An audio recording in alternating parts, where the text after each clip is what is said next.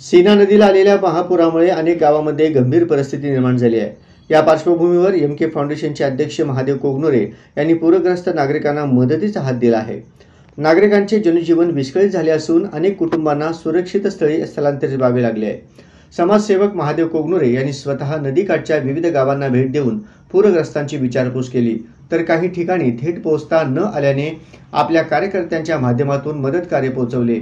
या उपक्रमामुळे नागरिकांना दिलासा मिळाला असून कठीण प्रसंगात आधाराचा हात मिळाल्याची भावना त्यांनी व्यक्त केली आहे। या मदतीत फराळाचे पदार्थ, फळे, खाण्याच्या वस्तू, लहान मुलांसाठी दूध पाकिटे, पाणी बाटल्या, अन्नधान्य तसेच चादरी पूरग्रस्त कुटुंबांना वितरित करण्यात आल्या। यामुळे अनेक कुटुंबांना तातडीचा दिलासा मिळाला।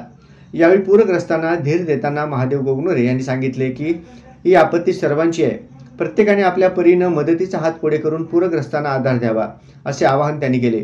तसेच दक्षिण सोलापूर तालुक्यातील सीना नदीच्या काठी महापूर आल्याने महाभयंकर प्रलय निर्माण झाले असून शेती जमीनदोस्त झाल्यामुळे शेतकऱ्यांचा हक्काचा अन्नाचा घास निसर्गाने हिरावून घेतलाय।